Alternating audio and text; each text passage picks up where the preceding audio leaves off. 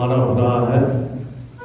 उसके लिए हमारी ये जो शहर कमेटी थी अब तक की जो इजलास करा रही है उसको सेंट्रल कमेटी की ओर से पार्टी की बधाई देना चाहूँगा और ये उम्मीद करेंगे कि जिस मेहनत से पिछले दौर में शहर कमेटी ने कामकाज शहर में किया,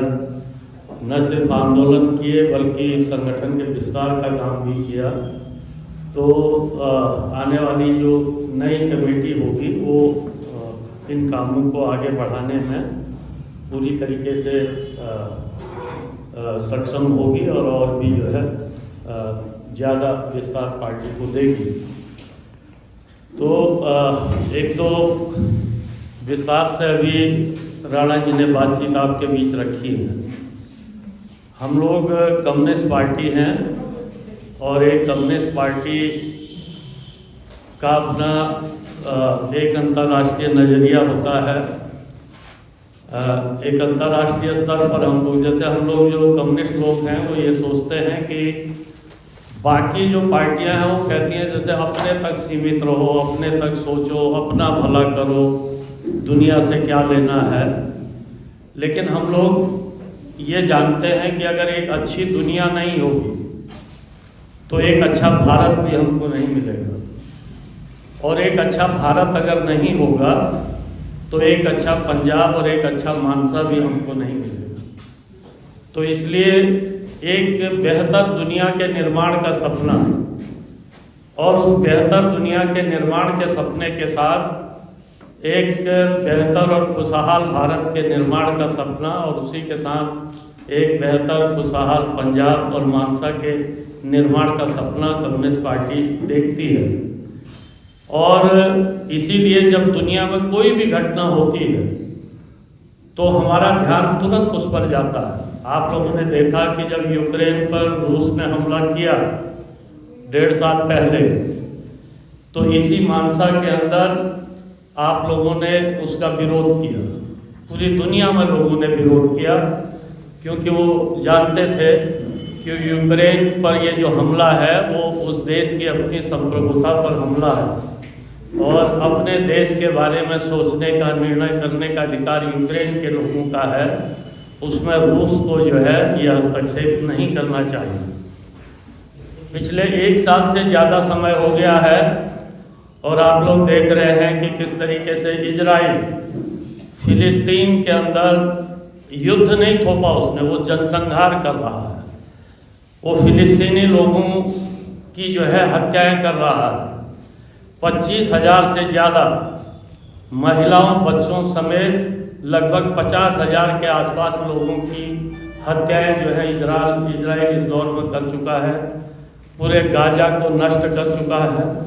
और अभी भी वो कत्लेआम जारी है। लेकिन हम देख रहे हैं कि दुनिया में इतना विरोध होने के बावजूद जो दुनिया की बड़ी ताकतें हैं वो बड़ी ताकतें सब इजराइल के साथ खड़ी हैं। हम देख रहे हैं कि जिस यूएनओ से लेकर के जिस सुरक्षा परिषद का जो है एक निर्माण इस दुनिया के अंदर हुआ था कि आने वाले समय में कोई एक देश दूसरे देश पर सीधा हमला ना करे, अन्याय ना करे, जनसंहार ना करे, इसके लिए दुनिया की ताकतें जो हैं वो संगठित होकर के उसको रोकेंगी। लेकिन इस पूरे दौर में हम लोग देख रहे हैं कि वो सारी अंतर्राष्ट्रीय जो संस्थाएं हमने बनाई थी, दुनिया ने बनाई थी, वो सब आज बेईमानी साबित हो रही हैं और इजराइल द्वारा जो है फिलिस्तीनियों का जनसंहार अभी तक जो है लगातार जारी है। हमने देखा है कि किस तरीके से अभी सीरिया के अंदर जो है वो जो ISI वाली ताकतें थी जो बहुत ही क्रूर टाइप की, जैसे हम लोग देख रहे हैं हमारे बगल में अफ़गानिस्तान में तालिबान सत्ता में आए और उस तालिबान के सत्ता में आने के बाद आज सीरिया में जो है ISI की जो ताकतें जिनको पिछले दौर में वहाँ की जनता ने पीछे धकेला था, वो पश्चिमी देशों और अमेरिका का संरक्षण पा करके आज वहाँ पर जो है फिर सत्ता में काबिज वापस जो है उन्होंने वहाँ सत्ता कब्जा की है और एक बहुत अनिश्चितता की स्थिति जो है उस पूरे क्षेत्र में हम लोग आज जो है देख रहे हैं। तो एक बहुत बड़े तनाव भरी स्थिति में पूरी दुनिया है और उस तनाव भरी स्थिति में हम लोग देख रहे हैं कि अमेरिका के अंदर ट्रंप जो है भारत में मोदी की ही तरह है। जैसे भारत में मोदी का शासन है उसी तरीके से अमेरिका के अंदर ट्रंप का शासन था, लेकिन दोबारा ट्रंप जो है अमेरिका में लौट करके आए हैं और अब वो कह रहे हैं कि वो बाहर से वहाँ रोजगार के लिए जाने वाले लोगों, जिनमें एक अच्छी खासी संख्या हमारे भारत के लोगों की भी होती है, पंजाब के लोगों की भी होती है, उनके खिलाफ वो कोई बड़ा एक्शन लेने की तरफ बढ़ रहे हैं और भारतीय कंपनियों के साथ व्यापार को भी जो है वो एक हद तक जो है सीमित करने के बारे में अपना बयान उन्होंने सत्ता संभालने से पहले देना शुरू कर दिया। हम लोग ये भी देख रहे हैं कि अभी कनाडा के साथ हमारे संबंध बहुत खराब हुए हैं और एक बड़ा आरोप भारत की सरकार के ऊपर ये लगा है कि हमारी जो सुरक्षा हमारी जो इंटेलिजेंस एजेंसियां हैं, हमारा जो यहाँ का जो सरकार है, वो सरकार कनाडा के अंदर खालिस्तान समर्थक जो एक्टिविस्ट हैं उनकी हत्याएं करवा रही है और इसको लेकर के कनाडा के वो नागरिक हैं और उन नागरिकों की हत्या को लेकर के कनाडा ने बड़ा सख्त जो है पोजीशन ली है और भारत के साथ संबंधों में एक खटास कनाडा के साथ हमारी आई है। और यही हाल अभी अमेरिका के साथ भी हुआ है। जब जिस अंबानी अडानी की बात हम लोग यहाँ कह रहे हैं कि पूरे देश के संसाधन अडानी को लुटाए जा रहे हैं, उसी अडानी पर अमेरिकी अदालत में आरोप लगे हैं कि उन्होंने वहाँ जो है आर्थिक धोखाधड़ी की है और उस आर्थिक धोखाधड़ी जो पूरे दुनिया के देशों के अंदर हमारी मोदी सरकार के संरक्षण में जो अडानी को प्रमोट करने की कोशिशें हुई हैं, तो वो प्रमोट करने की कोशिशों के पीछे भारत में जिस तरीके से धोखाधड़ी और घोटाले हो रहे थे, वो जो है दुनिया के देशों के अंदर भी वो पता चल रहा है और उसमें रिश्वतखोरी का मामला, धोखाधड़ी का मामला उनके ऊपर जारी लगा है, मुकदमा चल रहा है और वो भी एक दुनिया के अंदर हमारी बड़ी बदनामी का जो है भारत का एक सबब बना है। पड़ोसी देशों के साथ आप लोग देख ही रहे हैं कि जब से ये सरकार आई है तब से हम लोगों के जो पड़ोसी देश हैं, इन एक भी पड़ोसी देश के साथ हमारे संबंध अब बेहतर नहीं है। अभी ये जो नेपाल है, श्रीलंका है, आसपास के हमारे तमाम देश हैं, पाकिस्तान, चीन के साथ तो पहले से ही जो है दिक्कतें थी, लेकिन इधर बांग्लादेश जिसके साथ एक अच्छी मित्रता हमारी थी, बांग्लादेश ने भी अभी भारत सरकार को नोटिस भेजा है कि भाई हमारे देश से जो हमारी प्रधानमंत्री भाग करके भारत में आई है और भारत ने उनको शरण दी है, उनको वापस भेजा जाए, क्योंकि हमने उन पर जो है यहाँ मुकदमा चलाया है और उन्होंने जो अपराध अपने देश में किए हैं उसके लिए उनको अपने देश की अदालत का सामना करना पड़ेगा। तो भारत सरकार उसको भारत में शरण देने के बजाय उसको वापस जो है हमारे देश में भेजे ताकि उस पर मुकदमा चल सके। तो इस तरीके से आप देख सकते हैं कि पूरी दुनिया के लेवल पर जो परिस्थितियां बनी हैं और दुनिया के लेवल पर आज जो भारत की छवि खराब हुई है, पड़ोसी देशों के साथ हमारे संबंध खराब हुए हैं और ये सब के होते हुए देश के अंदर जो चीज़ें हो रही हैं उस पर कुछ कामरेड ने रखा ही है, लेकिन कुछ खास चीज़ें हैं। जैसे आपने देखा होगा कि इस दौर में एक तो क्या हुआ है कि पूरा एक सांप्रदायिक विभाजन की राजनीति को बहुत सिरे चढ़ाने की कोशिशें हो रही हैं और वो सिर्फ एक कॉरपोरेट लूट को बढ़ाने के लिए, जो कॉरपोरेट लूट का शासन है हमारे देश के अंदर, इस कॉरपोरेट लूट के शासन को बढ़ाने के लिए कैसे लोगों को आपस में बांटा जाए, लोगों का ध्यान बटाया जाए, इसके लिए अब हर मस्जिद के नीचे मंदिरों की खोज हो रही है और मस्जिदों के नीचे मंदिरों की खोज का अभियान में जो है हमारी अदालतें शामिल हो रही हैं, जबकि 1991 में इस देश के अंदर एक कानून बन चुका था। उस कानून के तहत ये कहा गया था कि भाई अयोध्या जो के विवाद को छोड़ करके बाकी पूरे देश के अंदर 1947 में जिस समय देश आज़ाद हुआ 15 अगस्त 1947 को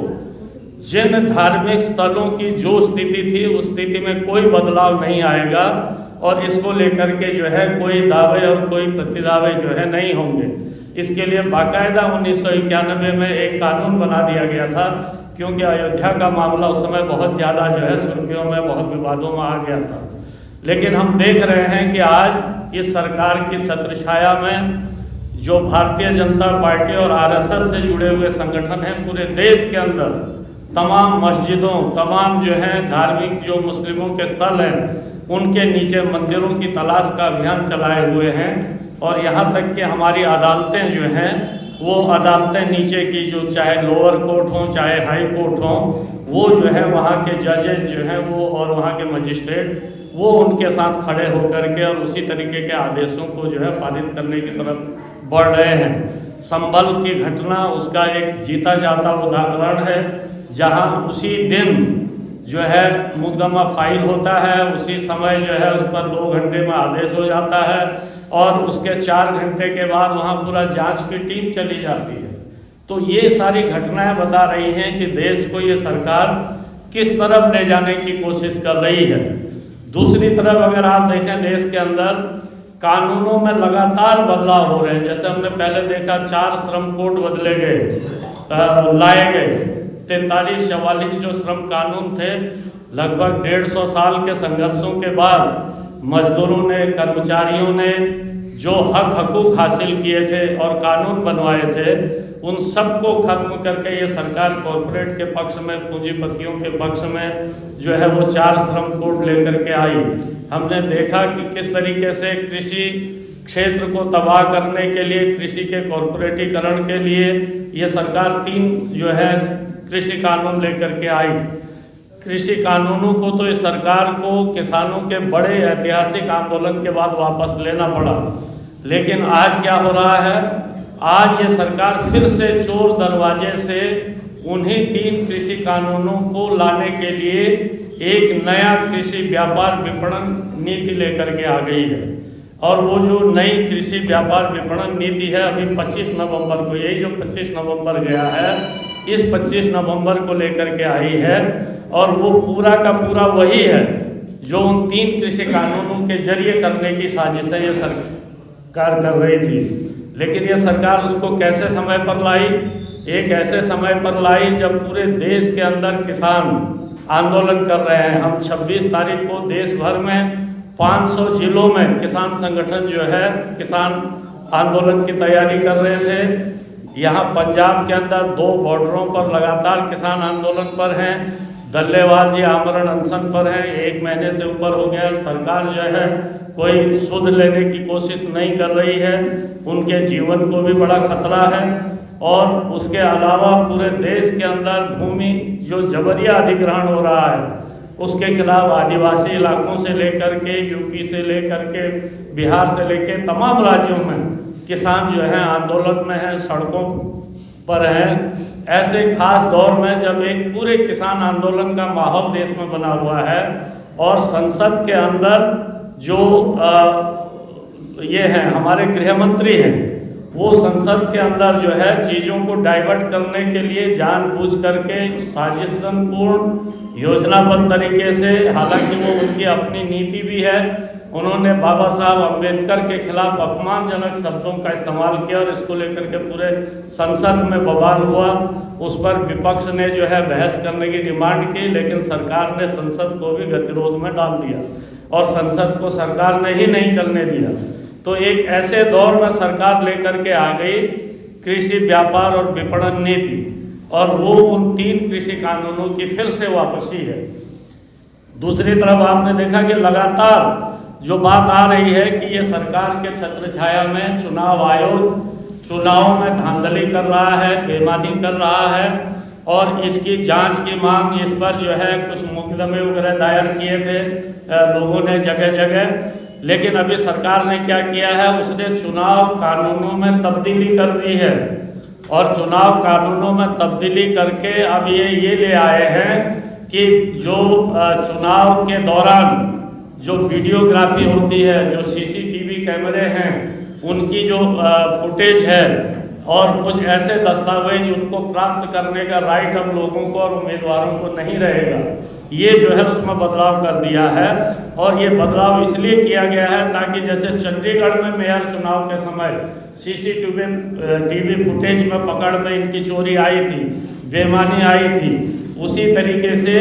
फिर से इनकी जो है ये सारी बेईमानियां जहां जहां मुकदमे दर्ज हुए हैं वो बेईमानियां इनके सामने ना आ जाए, इसके लिए जो है ये कानून में, चुनाव कानून में पूरा तब्दीली करा दी जा चुकी है।